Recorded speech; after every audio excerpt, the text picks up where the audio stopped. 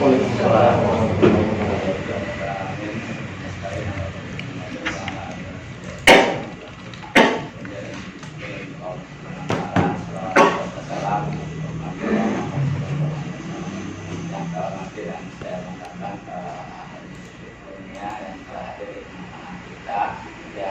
hadirnya lebih dulu dibandingkan kita sebagai tuan rumah. Ini juga bagian dari koreksi sebetulnya dan juga proses kita, sehingga harus juga ke depan meningkatkan kita untuk masuk kerja ya sesuai dengan ini. Walaupun juga kita kegiatannya jam 10 daripada ini juga kedisiplinan dan tepat waktu untuk masuk kerja itu juga bagian dari cerminan komitmen kita terhadap kerja kelembagaan. Nah, sekali lagi mohon maaf atas keterlambatannya dan mudah-mudahan koreksi dari kita semua. Nah, kegiatan kali ini dan juga yang saya hormati suami pimpinan Bawaslu Jakarta, Pak Deden dan Pak Oyang dan hadir tapi mewakili ke KPU karena kita kegiatan di KPU Kabupaten Jakarta. Terus Siti karena anaknya sudah sedang sehat dan kemarin dirawat di rumah sakit, mudah-mudahan juga tetap disembuhkan dan bisa berkolaborasi bersama kita di kantor Bawaslu Kabupaten Jakarta. Untuk RDK kali ini saya pikir juga ini penting disampaikan kaitan juga dengan proses penyelesaian sengketa secara cepat yang itu diberikan kepada Bawaslu, bukan saja divisi sengketa tapi semua juga divisi termasuk juga sekretariat dan juga staf untuk melakukan proses administrasi yang kemudian juga harus kita kerjakan. Walaupun sebetulnya mandataris nanti sengketa acara cepat ini juga diberikan ke Panwascam pada waktunya, tapi juga tetap kontrol dari kita sebagai Bawaslu dan kelembagaan juga harus tetap, sehingga pemahaman ini juga perlu kita kuasai, perlu kemudian kita miliki dan kemudian juga proses implementasinya juga betul-betul dimaksimalkan. Karena dari beberapa dapil atau dari beberapa kecamatan nanti kan di situ juga ada pimpinan atau korwil masing-masing, sehingga tidak semua nanti koordinator sengketa nanti ketika ada proses permasalahan di tingkat kecamatan untuk melakukan proses penanganan sengketa secara cepat turun di semua kecamatan, tapi ada proses pembagian. Nah, kalau pembagian inilah kemudian juga harus sama proses pemahamannya, sehingga penyampaian terhadap pengetahuan kaitan penyelesaian sengketa cepat ini juga harus semua diketahui oleh semua divisi yang ada di lembaga atau Bawaslu Kabupaten, Kota atau Purwakarta lebih khususnya. Oleh karena itu penting kiranya RDK kali ini juga membahas kaitan sengketa acara cepat yang merupakan kewenangan Bawaslu Kabupaten Kota. Oleh karena itu mudah-mudahan di proses RDK ini juga bagian dari menggali informasi dan juga pengetahuan yang akan disampaikan oleh Pak Haji Yusuf, mudah-mudahan juga menjadi bagian dari hasanah firman yang akan kita dapatkan dan proses implementasi untuk ke depannya atau menghadapi di pemilu tahun 2024. Barangkali seperti itu, mudah-mudahan juga ada manfaatnya dan bahkan mudah-mudahan menjadi pengetahuan, sumber pengetahuan bagi kita secara kelembagaan. Terima kasih kurang lebihnya dan mohon maaf bagi proses penyampaian dan penyajiannya dan serta penerimaannya juga kurang begitu tidak begitu berkenan, mudah-mudahan juga bisa dimaklumi dan terima kasih sudah datang dan menyempatkan diri ke Kabupaten Purwakarta. Dan acara kali ini dengan mengucapkan Bismillahirrahmanirrahim kita sama-sama buka dan mudah-mudahan bisa bermanfaat. Dengan diakhiri wassalamualaikum warahmatullahi wabarakatuh. Waalaikumsalam warahmatullahi wabarakatuh. Terima kasih kepada Ketua Kabupaten Purwakarta Pak Ujan yang sudah membuka acara RDK kali ini. sudah lama nggak bertetangga. Belum pada itu ya. Oh ya, sudah ke KPU, Bu Siti, teman-teman sedang dirawat dan segera sehat kembali. Teman-teman sekretariat di Bawaslu Purwakarta yang sama-sama hadir pada kesempatan ini, alhamdulillah kita bisa silaturahim dalam kegiatan RDK penyelesaian sengketa. Tema yang diangkat soal sengketa penyelesaian sengketa acara cepat ya. Sengketa cepat ya, namanya ya. Ini penting nanti tuh gimana caranya kita, gitu kan, dalam konteks penyelesaian sengketa acara cepat itu membentuk kemahiran bagi panwas kecamatan di dua hal. Jadi saya ujung dulu ya, kesimpulan KPK ini. Pertama, di mana kemahiran teknis penyelesaiannya, gitu ya.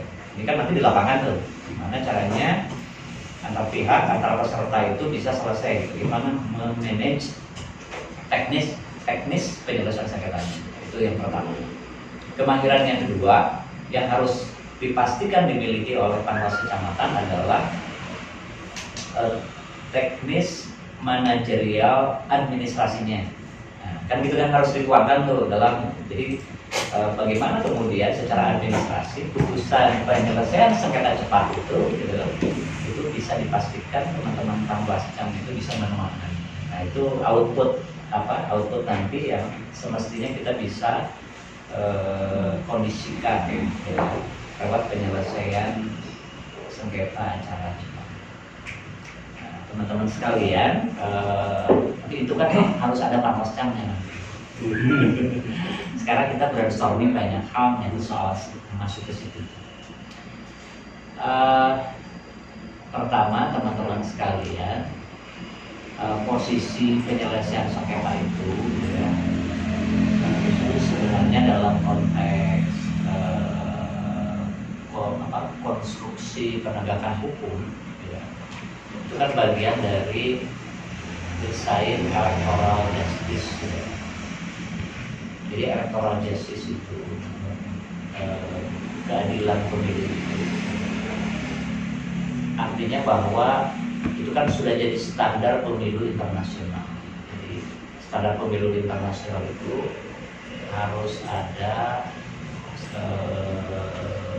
sarana bagi pihak-pihak yang dirugikan oleh proses elektoral itu mencari ruang keadilan. Makanya kenapa gitu kan ada konstruksi penegakan hukum itu banyak intinya itu. Misalnya ada yang dirugikan karena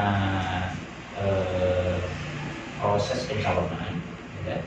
Misalnya kandidat nih daftar, terus kemudian dia dicoret oleh KPU dinyatakan tidak memenuhi syarat, maka dia merasa dirugikan tuh, berhak gitu kan menggugat, ya. Mencari upaya keadilannya itu, gitu kan, lewat proses di Bawaslu, gitu kan.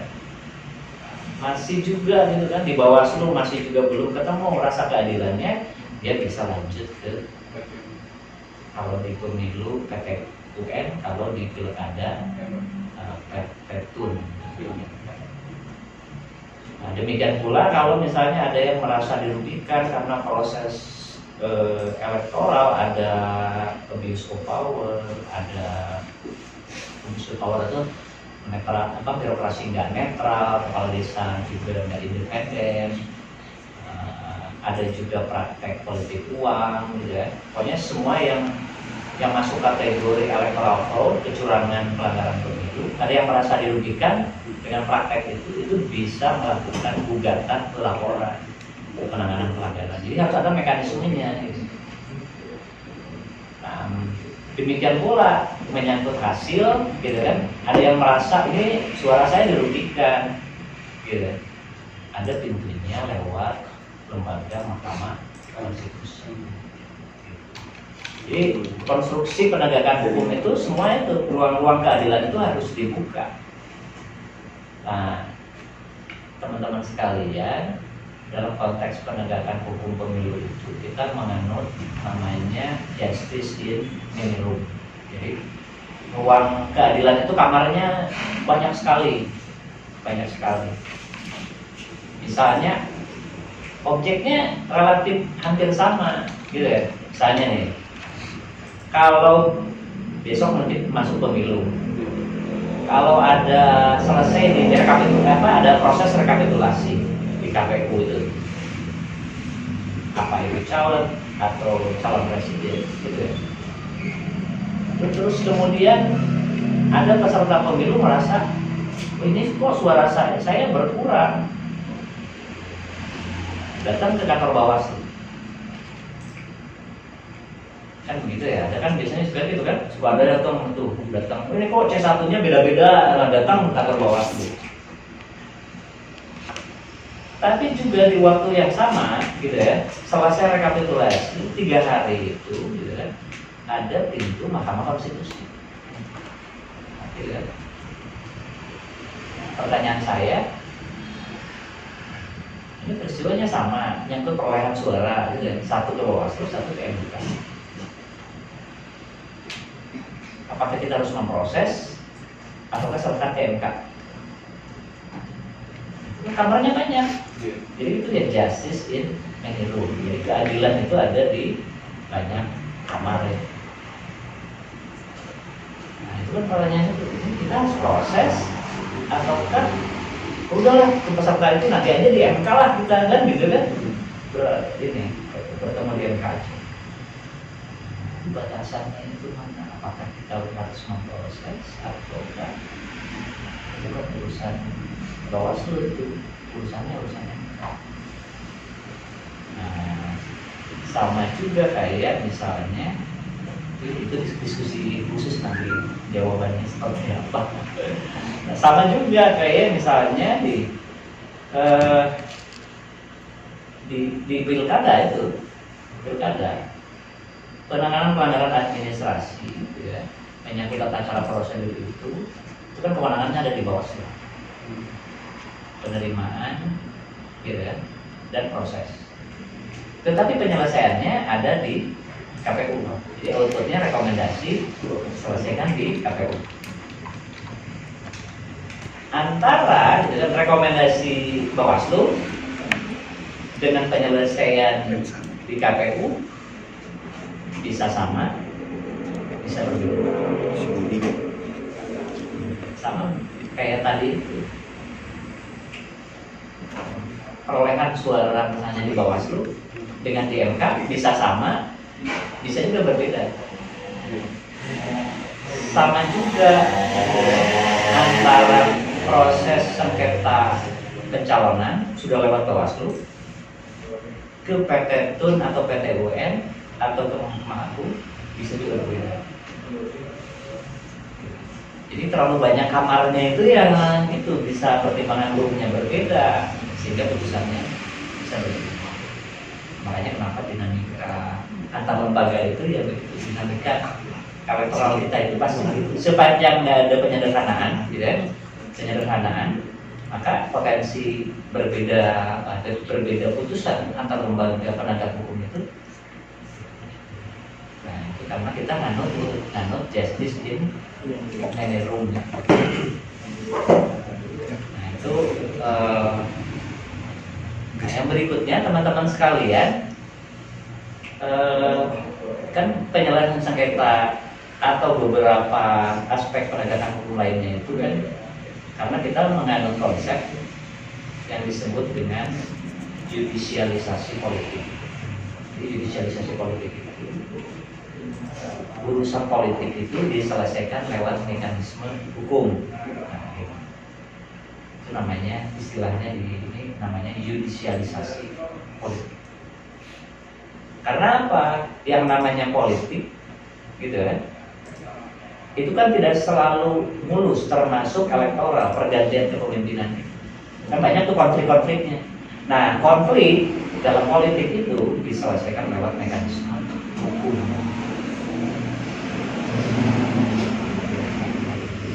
sebenarnya apa namanya filosofi ininya kenapa begitu.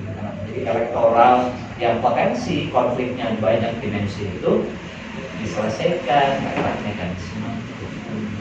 Itu istilahnya namanya judicialisasi politik. Walaupun gitu kan Bawaslu gitu kan, nah Bawaslu itu kan salah satu yang kemudian diberikan kewenangan untuk judicialisasi politik, penyelesaian lewat mekanisme. Walaupun Bawaslu sebenarnya desain awalnya itu bukan bagian dari lembaga judisial. Dan maka kemudian gitu kan Bawaslu itu disebut dengan kuasi judisial. Di kuasi judisial itu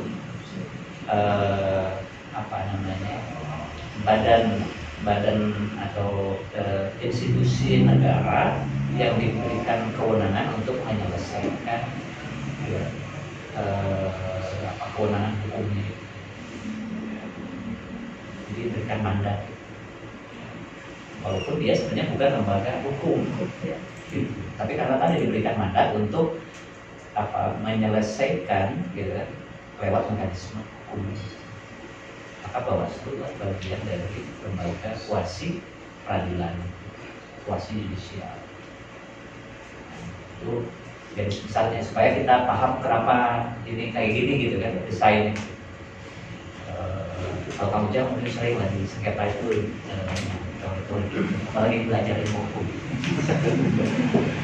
Ini kan bagian dari RPK itu kan menyamakan gitu ya, menyamakan persepsi kita. Oh kenapa sih Bawaslu itu dikasih itu, padahal dia itu bukan kayak pengadilan gitu ya. Nah, itu sebenarnya konsepnya kayak gitu. Jadi diberikan kewenangan gitu ya oleh undang-undang gitu ya, bagian dari penyelesaian mekanisme hukum. Itu yang disebut dengan judisialisasi politik. Nah kemudian masuk ke inilah, kita masuk ke slide.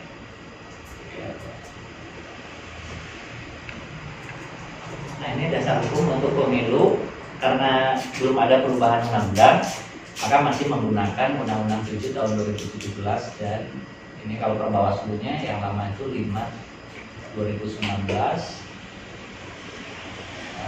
perubahan dari per Bawaslu 18 tahun 2017 tentang tata cara penyelesaian sengketa proses pemilu.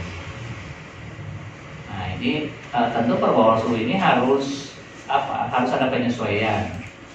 Penyesuaiannya pertama, saya kira aspek digitalisasinya. Jadi mungkin ada perubahan perkembangan baru ya di dunia digital. Kemudian yang kedua soal adaptifnya terhadap kondisi bencana. Nah, itu kan ini kan belum penyesuaian. 2019 kan masih kondisi normal gitu ya. Itu ya. Sementara kalau per Bawaslu Pilkada 2020 itu sudah mengadopsi dua perkembangan baru gitu ya. Satu digitalisasi, yang kedua itu adalah soal kebencanaan. Oke, lanjut. Nah, tadi sudah diterangkan ya garis besar posisi penyelesaian sengketa itu kan. Jadi sengketa itu kan teman-teman sekalian dalam electoral justice itu ada dua dimensi ya. Satu dimensinya itu kan yang disebut dengan punitif. Punitif itu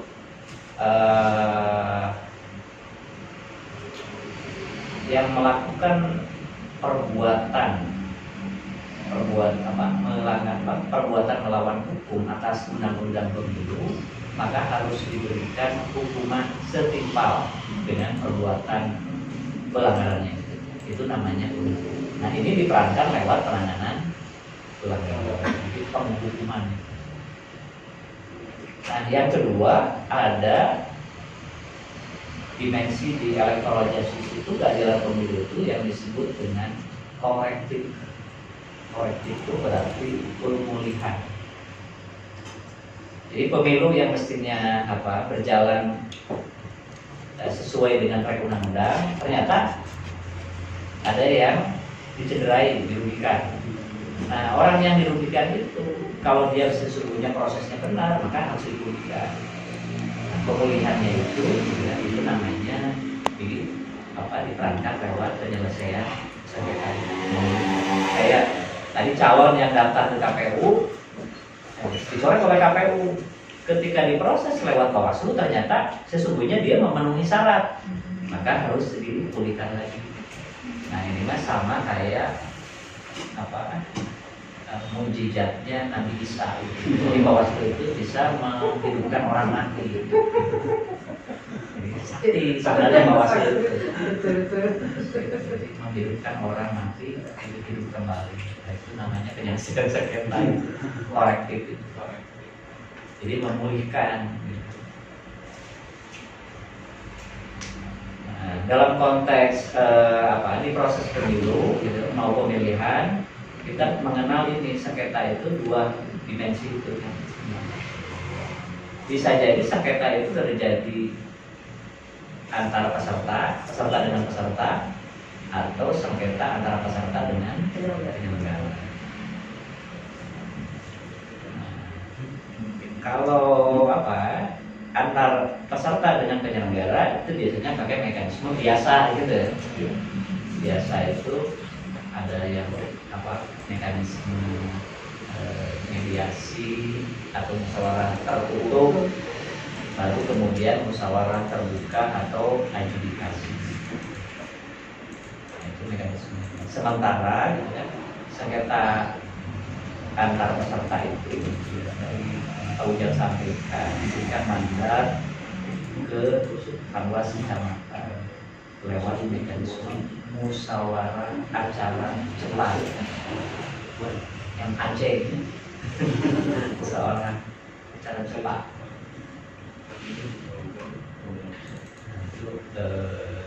Dua garis besar sengketa dalam proses ini. Oke, berikutnya lanjut. Nah ini objek sengketa antar peserta pemilu. Dalam mau sengketa antar peserta maupun peserta dengan penyelenggara, sebenarnya dari sisi objek sengketa itu relatif sama lah. Mungkin nanti ada perbedaan sebenarnya di aspek itu ya, keputusan KPU. Walaupun ada juga sebenarnya di sengketa antar peserta itu nanti aspek keputusan KPU-nya. Tapi biasanya basiking kan kalau di antar peserta dengan penyelenggara itu kan nanti itu harus ada mempersyaratkan gitu ya, harus ada keputusan KPU-nya karena objek sengketa itu. Karena kalau kita lihat pertama ya, objek sengketa itu haruslah jenis yang adanya perbedaan penafsiran atau ketidakjelasan tertentu mengenai satu masalah, kegiatan dan atau peristiwa yang berkaitan dengan pelaksanaan pemilu. Jadi penafsiran atas satu peristiwa atau kegiatan dalam penyelenggaraan pemilu. Nah, tapi kita harus bedakan ini penafsiran undang-undang, gitu ya, ataukah gitu kan. Karena kalau misalnya kita kembali ke rumus bahwa yang bisa menafsir undang-undang siapa?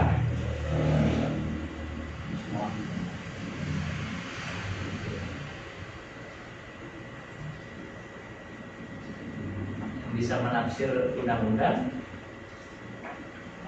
MK. Di bawah undang-undang Mahkamah Agung. Ini kan itu ya, jadi kembali ke kewenangan itu. Makanya kenapa kemudian gitu, kita di hukum itu kan kenal ada istilah namanya regeling itu peraturan perundang-undangan. Sementara ada lagi yang namanya basiking itu keputusan ketetapan. Nah, sengketa itu bukan di wilayah regeling, di wilayah aturan perundang-undangan. Itu kewenangannya ada di MK dan Mahkamah Agung. Jadi kalau ada peserta pemilu gitu kan, datang ke Bawaslu mempersoalkan aturan perundang-undangan, itu kita harus jawab itu bukan otoritasnya Bawaslu, itu mangga ke MK, mangga ke Mahkamah Agung. Karena kita nggak bisa masuk ke situ, bukan otoritas. Tapi kalau orang datang ke sini dia komplain atas besiking itu keputusan ketetapan dari KPU, gitu, maka itu jadi kewenangan itu. Jadi dipilahnya gitu ya, pilahnya. Nah biasanya yang tadi itu besiking itu antar peserta dengan penyelenggara kebanyakan. Nah kalau di antar peserta itu biasanya ada yang berbeda biasanya dalam situasi misalnya ini KPU sudah mengeluarkan keputusan, misalnya tadi itu masuk ke basic ini. Misalnya sudah menetapkan jadwal kampanye, nah kan gitu ya. Jadwal kampanye sudah ditetapkan. Ini kan KPU itu suka beda-beda ya prakteknya di lapangan. Kamu suka beda-beda tuh. Beberapa saya perhatikan itu. Di beberapa tempat, gitu.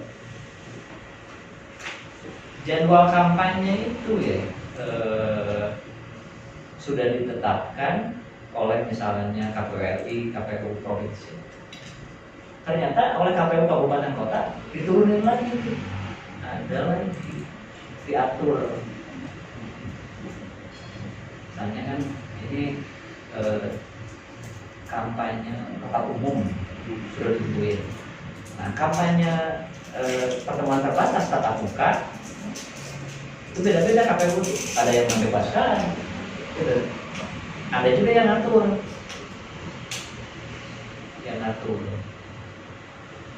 terbatas tatap muka. Kalau yang ngatur itu misalnya ini kalau di pilkada itu misalnya hari Senin itu baik pertemuan rapat umum maupun pertemuan terbatas tatap muka itu jadwalnya pasangan calon nomor 1. Hari Selasa paslon nomor 2. Ternyata di hari Senin ada tim kampanye gitu kan, pasangan calon nomor 2 atau nomor 3 atau nomor 4 ternyata kampanye di hari Senin. Padahal jatahnya itu nomor 1. Kan komplain tuh yang paslon nomor 1 ini timnya kan gitu. Komplain. Ini kenapa gitu kan? Ini jadwalannya paslon 1 gitu kan, ini paslon timnya nomor 2, nomor 3, nomor 4 kok kampanye. Nah dia komplain atas atau rebutan gitu kan, misalnya satu lokasi gitu kan, rebutan kampanyenya gitu kan, satu kawasan itu situ, sehingga kemudian jadi ribut. Ini yang berhak mana gitu kan. Nah ini bisa seperti itu lah gitu penyelesaian. Kan nggak perlu Bawaslu provinsi, Bawaslu kabupaten kota nyelesainnya di bawah itu. Makanya kenapa mandatnya itu diberikan ke Panwascam. Seperti itu intinya, itu gambaran sengketa antar peserta itu bisa seperti itu. Di objeknya itu yang kondisi muda itu, jadi merasa yang satu merasa saya berhak kampanye, yang lain berkampanye gitu kan, merasa berhak juga gitu kan. Nah, itu kalau tapi ada yang merasa yang dirugikan itu. Ini kan haknya waktu tertentu itu jadi pasangan calon tertentu, yang lain tidak berhak. Dia merasa dirugikan waktunya dia kalau dipakai orang lain. Kayak gitu loh, itu gambaran aspek kerugian karena dalam proses penyelesaian sengketa itu. Oke, lanjut. Nah, pemohon tentu ini bisa peserta itu partai politik, kemudian calon anggota DPR, DPRD, DPD, Jadi bakal pasangan calon presiden. Nah itu pemohon. Yang pasti pemohon itu harus peserta. Lanjut.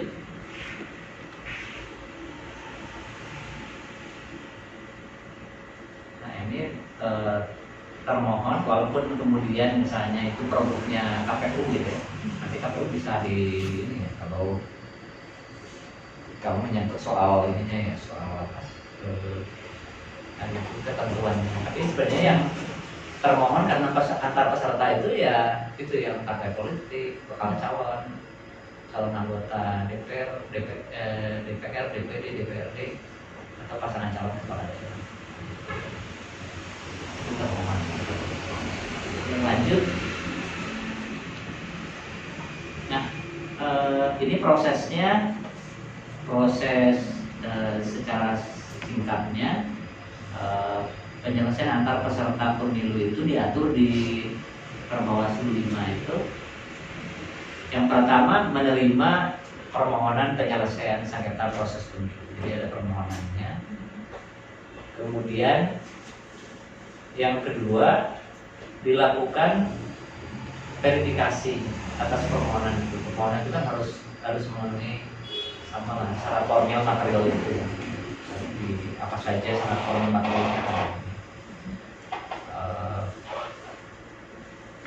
soal pemohon, termohon dan sebagainya itu. Kemudian dilakukan mediasi. Mediasi sebenarnya musyawarah gitu ya. Jadi kan kalau di antar peserta itu mediasi itu kan formal ya, formal. Walaupun formal itu maksudnya di satu ruangan, terus kemudian masuk setelah itu kemudian adjudikasi. Nah sementara kalau di antar peserta itu ya murni aja mediasi. Mediasi itu artinya musyawarah. Hakikatnya ini sebenarnya model demokrasi Indonesia ya. Model demokrasi Indonesia itu mufakat gitu lah, mengupayakan mufakat gitu ya antar peserta yang bersengketa itu. Nah, tapi kalau nggak selesai gitu ya ada mufakatnya gitu, maka ya Panwascam itu yang harus jadi juru adilnya itu. Jadi dari pertama juru damai mediasi gitu, nggak selesai, maka juru adil harus mengambil putusan memutus banyak sengketa apabila tidak tercapai mufakat di antara para pihak yang bersengketa. Nah, tentu memutus itu setelah mendengarkan, hakikatnya sama kayak sengketa biasa. Ini harus didengerin orang pemohonnya, apa keluhannya, apa hal yang dirugikannya, harus didengerin. Orang peserta lain gitu kan yang jadi termohon harus juga didengerin apa sebenarnya argumentasinya dia gitu. Assalamualaikum warahmatullahi wabarakatuh. Saya pemilik yang saya hormati Haji Yusuf, pimpinan Bawaslu Kabupaten Daerah, yang saya hormati kami dan kemudian saya Pak. Tadi menyimak apa yang disampaikan oleh Pak Haji terkait proses sengketa antara pemilu dengan ada pengalaman saya Pak Haji ketika saya dulu masih di posisi sebagai Panwascam di Kecamatan Wonosalam. Waktu itu saya menyelesaikan sengketa antara pemilu peserta pemilu. Jadi waktu itu kasusnya ketika kampanye paslon nomor 1, alat peraga kampanye itu dipasang di rumah tim sukses nomor 2, dan si nomor 2 ini keberatan untuk dipasang karena merasa itu wilayahnya dia, dan alat peraga itu semacam baliho itu dipasang di depan rumahnya, sehingga terjadilah perselisihan bagi waktu itu. Nah, ditembuskanlah ke Panwascam waktu itu, dan kami waktu itu di Panwascam segera mengambil tindakan.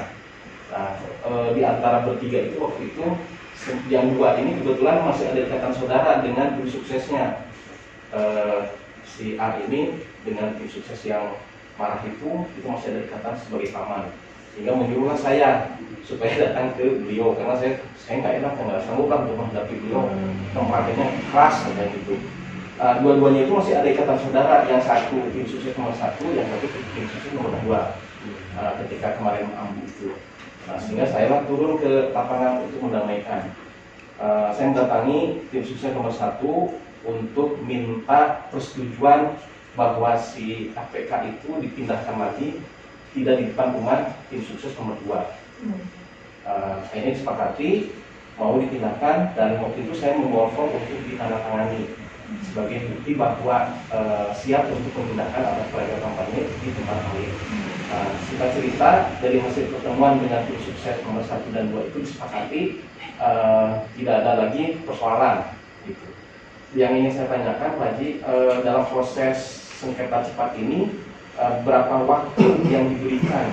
Apakah ketika ada masalah langsung diselesaikan, atau mungkin kita perlu waktu juga, tidak misalkan 1 hari 2 hari, karena saya juga harus mengetahui si tim sukses nomor 1 dan 2 ini punya karakter yang berbeda-beda. Ya setidaknya harus menyiapkan mental dulu Pak Haji untuk mendapat dengan tokoh tersebut, karena itu tokoh kan yang terus terang aja. Waktu itu kan Pak Bambang dengan Pak Wira.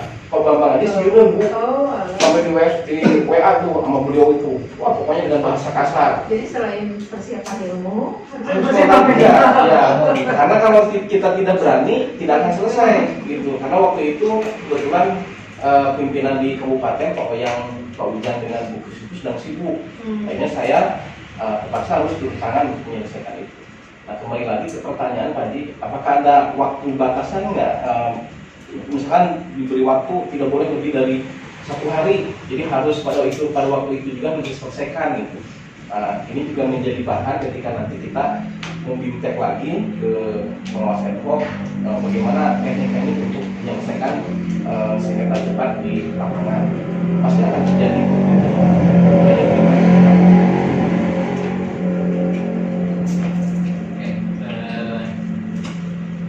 Jadi kalau kita berhadapan dengan satu peristiwa itu, kalau tadi ya soal pertama sebenarnya yang harus kita pastikan itu nanti pertama kita ini paham regulasi. Yang kedua sebenarnya soal mentalitas.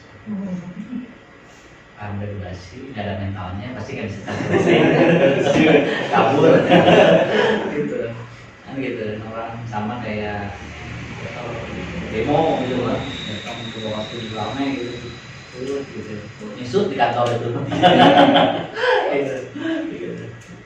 Soalnya nah soal-soal yang kayak tadi itu yang sampaikan tadi jadi kita itu perlu kembali gitu, kembali ke saya itu suka kalau isi bimtek itu di kamar saya. Di Bawaslu itu nggak dikasih senjata, panwas camat. Kita ini nggak punya, dia kan nggak dikasih senjata. Senjata kita hanya kitab suci kita undang-undang. Maka kalau menyelesaikan sengketa kembali ke rumus undang-undang. Kayak misalnya nih, ini kalau deh ini baliho dipasang di rumah orang, kita kembali ke rumus pengaturan alat peraga kampanye itu gimana? Aman. Gini. Alat peraga kampanye itu sekarang kan sudah diatur, ada namanya titik-titik, gitu.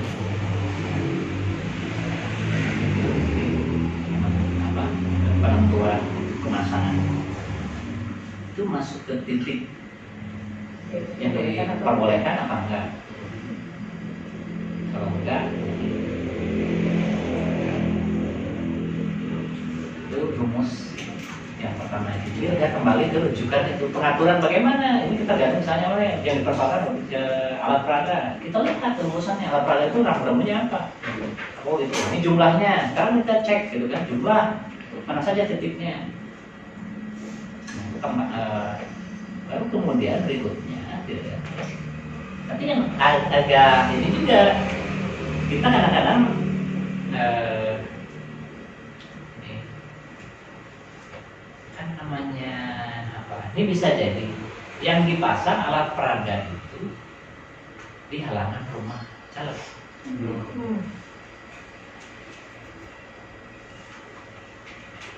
Kan ada yang di rumah caleg, ada yang di depan rumah, ada yang masuk ke jalan umum. Iya. Itu dua hal yang berbeda. Kalau di halaman rumah caleg itu kewenangan kita ataukah haknya orang? Jadi kadang-kadang kita perlu jeli itu, Iya, gitu ya.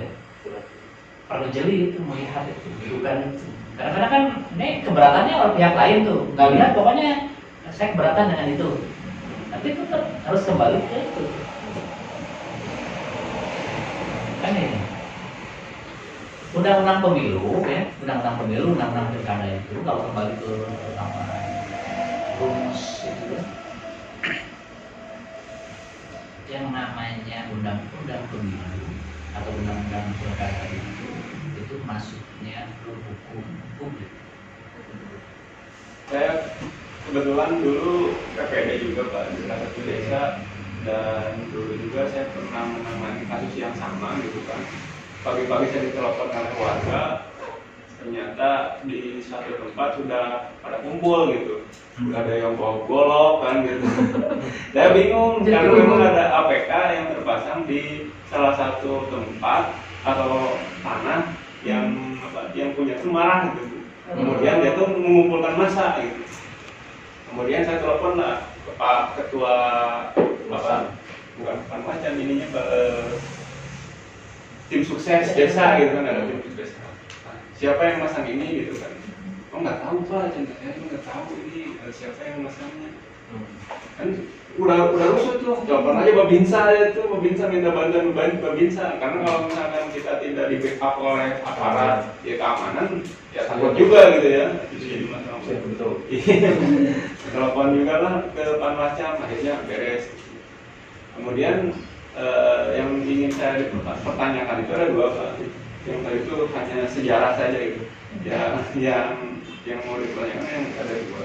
Pertama, tentang penyelesaian sengketa yang bilang memang tadi permasalahannya sama. Kalau misalkan ada APK yang dipasang di tanah sengketa gitu. Tanah sengketa. Jadi tanah ini kan suatu tanah, satu bidang tanah itu dipersengketakan antara dua orang gitu kan, dan itu udah masuk dalam persidangan. Kemudian disimpanlah di sana alat peraga kampanye milik si A gitu kan. Nah, otomatis yang si B itu merasa tidak mau karena dia menganggap itu tanahnya gitu. Nah, hal seperti itu yang harus disikapinya seperti apa? Yang kemudian yang kedua tentang dalam mediasi itu kan ada mufakatnya. Tadi kata Bapak kan mufakat untuk sampai pada mufakat gitu. Bagaimana kalau misalkan mufakatnya itu dalam mufakat kotor gitu? Ada di balik itu ada mufakat yang kotor gitu, atau yang jahat lah istilahnya. Kan kita tidak bisa apa-apa gitu kan, karena ada bisik-bisik lah mungkin di belakangnya gitu kan, langsung mufakatnya kita udah damai, tapi ini bagian ini, tapi kita tidak tahu. Hal seperti itu yang harus kita antisipasi itu seperti apa Pak? Pertama kalau soal tanah sengketa itu kan ya kitanya lihat dari aspek hukumnya, tapi kan kita juga harus punya kekuatan ya bahwa itu memang sengketa ini masih proses berlangsung ya, sehingga belum ada kejelasan soal hak pribadi siapa gitu ya, hak pribadi siapa. Nah, saya kira kalau sebenarnya win-win solution itu bisa juga gitu. Kalau misalnya tanah seperti itu ada orang merasa itu dipasang alat peraga gitu. Kemudian kandidat, misalnya kalau kandidat ya ada beberapa ya. Sudah ada, kalau win-win solution itu pasang aja di tempat lokasi yang sama itu dua-duanya. kan lebih win-win solution. Kalau tergantung konteksnya, sebenarnya kalau orang bersengketa itu seperti apa? Kalau misalnya ada dua pihak ya juga sama-sama peserta, ini kan dalam konteks sama-sama peserta ya. Jadi kalau sama-sama peserta itu sengketa, kalau beda bukan di luar peserta itu pelanggaran. Jadi bisa bedain tuh, mana sengketa, mana pelanggaran. Kalau nggak ada ini kan, nggak ada peserta yang lain, berarti kan bukan sengketa tuh. Kalau warga, Nah gitu, jadi teman-teman harus bisa bedain juga ini. Jadi sengketa itu harus ada dua pihak yang sama, peserta sama peserta, baru itu namanya sengketa. Kalau nggak ada, nah jadi kita harus pakai pendekatannya pendekatan penanganan, gitu. Jadi jeli juga tuh. Nah, jadi beda apa? Konteks penanganannya. Terus tadi yang kedua itu apa? Minta mufakat. Oh, nah kalau menimbang soal itu kan gitu, kita ini kan nggak bisa ini di sebalik agenda berikutnya atau apa gitu ya, sebalik itu yang kita bisa jangkau itu kan yang apa yang boleh di depan kita, yang di depan kita yang pasti nggak boleh melanggar tadi rumus aturan undang-undang itu,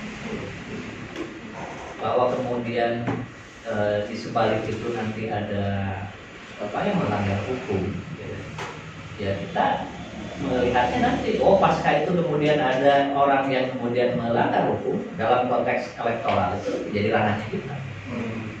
Jadi kalau kita mah nggak aneh, apalagi kita masuk ke wilayah pikiran orang, gitu, agenda orang di sebalik itu nggak bisa menjangkau.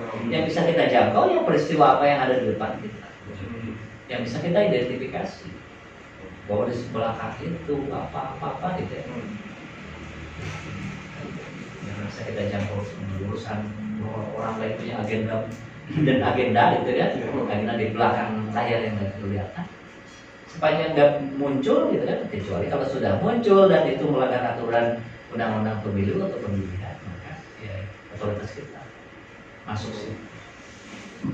Rumusnya mah itu aja, pokoknya orang nggak apa, sepanjang yang bisa kita identifikasi itu yang bisa kita masuk di koridor aturan perundang-undangan, di luar itu ya, susah kita menjangkau, kecuali dia sudah dari potensi jadi aktual gitu, baru kelihatan kan gitu, agenda di belakang layarnya. Itu aja rumusnya. Kalau susah sih kalau masuk ke wilayah yang di apa belakang layar susah. Karena kita tidak bekerja pakai asumsi. Kan berarti pakai asumsi itu kira-kira pasti. Ini kan asumsi. Lapor Pak. Jam makan siang. Tentang prinsip mediasi, ya, salah satunya Bawaslu harus bisa bersikap netral ya Pak ya. Nah, sementara mungkin di dalam sebuah proses musyawarah tertutup itu apa yang kita lakukan itu rasanya sih tidak terpancing emosi, misalnya di salah satu peserta itu memang memancing emosi gitu ya. Nah, bagaimana cara menghadapi mungkin saja penilaian bahwa kita tidak netral itu berbeda-beda gitu Pak. Misalnya mereka merasa Bawaslu tidak adil ya, atau berpihak. Tadi saya menggarisbawahi bahkan ke salah satu pihak tersenyum ke lain yang pihak cemberut saja bisa dianggap tidak netral. Nah, mungkin tidak terjadi seperti itu penilaian dari salah satu peserta mediasi itu yang merasa bahwa Bawaslu sudah tidak netral gitu, berpihak, padahal tidak ada maksud ke situ gitu, atau ya tadi hanya penilaiannya apa ya, kalau mau disebut objektif atau berdasarkan fakta kan sulit juga mungkin, atau harus didatangkan saksi misalnya seperti itu. Siapa saja misalnya bisa menjadi saksi saat itu yang bisa menentukan bahwa Bawaslu memang sudah melakukan sesuatu yang sifatnya tidak netral di dalam proses itu.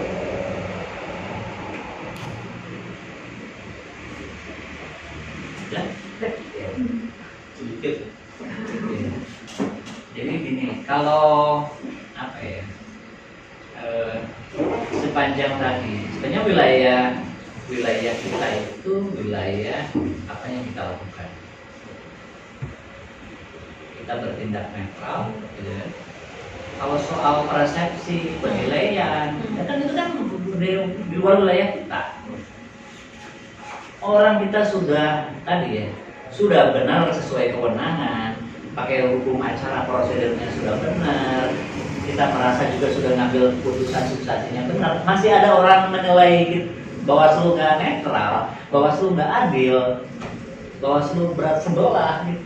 Padahal kita sudah dalam track. Jadi kalau mengikuti opini orang ya pasti kita gitu. Ya semua gitu kan. Pihak yang bersengketa, pihak yang dalam konteks penanganan pelanggaran semuanya puas. Belum tentu.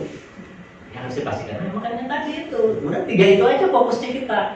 Benar kewenangan kita, benar kita melakukan prosedurnya, benar pengambilan keputusannya substansinya. Orang nggak puas, ya silahkan haknya dia. Mau lapor DKPP, mau lapor apa kemana, mau ke PT-UN, mau ke pengadilan, mau mana, kan bebas. Tapi sepanjang kitanya benar, ya sudah, nggak usah ambil pusing. Opini ya kan dia kan yang berkepentingan, dia akan menilai berdasarkan kepentingannya dia, kepentingannya pengambilan putusan Bawaslu nggak sesuai kepentingan dia, ya pasti dia beropininya nggak adil itu menurut dia. Nah, belum tentu kan. Kalau Bawaslu keadilannya itu yang berdasarkan tadi basisnya adalah pembuktian. Yang menilai alat menilainya itu kan basisnya adalah regulasi. Susah kalau kembali memuaskan semua pihak itu. Kadang-kadang ada gitu kan panggilan kita musyawarah itu bisa semuanya senang gitu, solusinya sama. Tapi ada juga orang ini nggak selesai itu mediasi nggak selesai. Habis itu ya masuk ya adjudikasi atau putusan nggak puas salah satunya karena merasa kepentingannya sebenarnya yang nggak terwakili lewat putusan itu.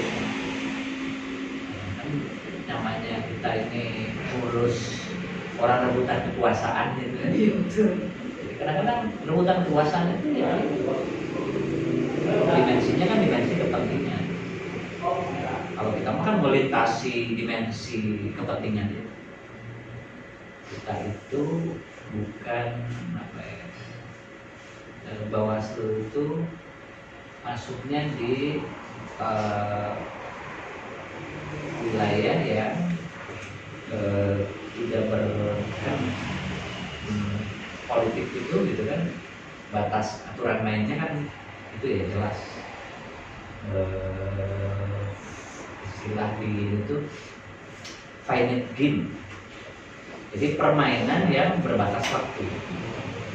Permainan berbatas waktu itu sama kayak olahraga, politik itu finite game. Jadi dia permainan yang ada batas waktu. Batas waktu itu 2 kali 45 menit yang menggolkan paling banyak.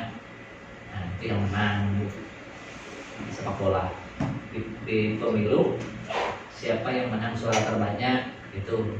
Kadang-kadang caranya bagaimana, pokoknya yang penting menang itu suaranya banyak, gitu kan. Tapi kalau kita mah kan nggak di wilayah itu, kita nggak peduli mau orang yang dimenangkan siapa, dari proses penyelesaian sengketa siapa yang diuntungkan kepentingannya, kan kita mah nggak urusan kan ya. Karena kita itu Bawaslu itu di wilayah yang disebut dengan permainan yang nggak berbatas waktu. Dia mah nggak urusan tuh mau dia menang sekarang 5 tahun ini siapa, besok siapa, nggak ada urusan. Kecuali kitanya jadi kepanjangan itu kepentingan elektoral, nah baru gitu berarti kita masuk ke wilayah fight game. Jadi sebenarnya hakikatnya kita ini netral melintasi semua kepentingan. Maka sebenarnya kita itu dalam bahasa ininya infighting game.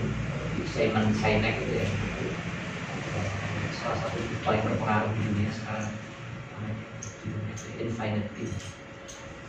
Itu pakal leadership dunia pemimpin. Kenapa? Ini itu buku itu ya, kepemimpinan bisnis. Jadi Apple itu mainnya di Infinite Team. Kenapa Apple itu terus semakin banyak inovasinya? Karena dia nggak pernah mikir kompetitor, nggak pernah mikir.